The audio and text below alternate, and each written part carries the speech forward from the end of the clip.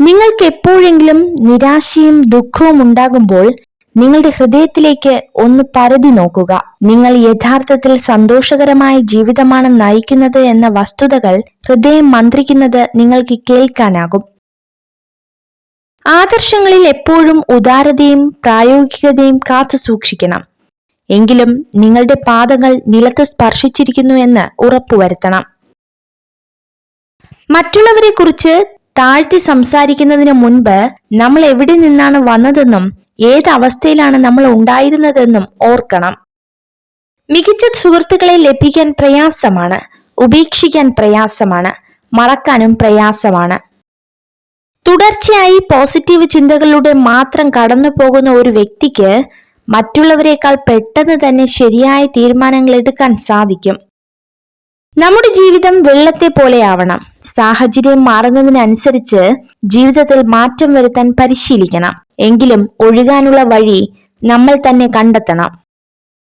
ചില വേദനകൾ തീക്കനലുകൾ പോലെയാണ്. കത്തുകയോ അണയുകയോ ഇല്ല, നീറി പുകഞ്ഞുകൊണ്ടേയിരിക്കും. കാലചക്രത്തിന്റെ കറക്കത്തിൽ ഇന്നത്തെ പരാജയം നാളെ വിജയവും, ഇന്നത്തെ വിജയം നാളെ പരാജയവുമായി മാറാം. എരിഞ്ഞടങ്ങുവാനോ നിരാശയിൽ തലകുനിച്ചിരിക്കുവാനോ ഉള്ളതല്ല ജീവിതം, മറിച്ച് പ്രതീക്ഷയോടെ മുന്നേറുവാനുള്ളതാണ്. നമ്മളൊരു ബന്ധത്തെ വില കുറച്ച് കാണുകയോ അല്ലെങ്കിൽ അമിത പ്രാധാന്യം നൽകുകയോ ചെയ്യുമ്പോഴാണ് ബന്ധങ്ങളിൽ ഏറ്റവും കൂടുതൽ വിള്ളൽ വീഴുന്നത്.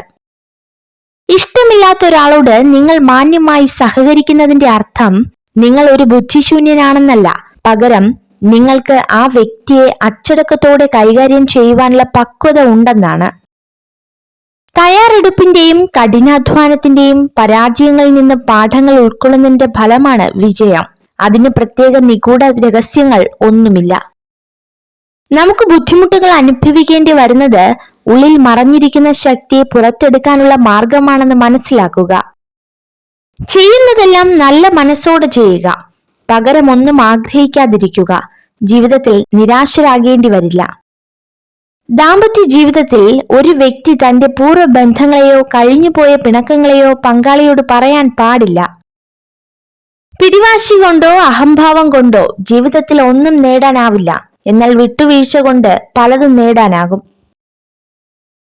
നിങ്ങൾ ഈ വീഡിയോ കണ്ടതിന് നന്ദി. ഇതുപോലുള്ള കൂടുതൽ വീഡിയോകൾക്കായി ചാനൽ സബ്സ്ക്രൈബ് ചെയ്യൂ.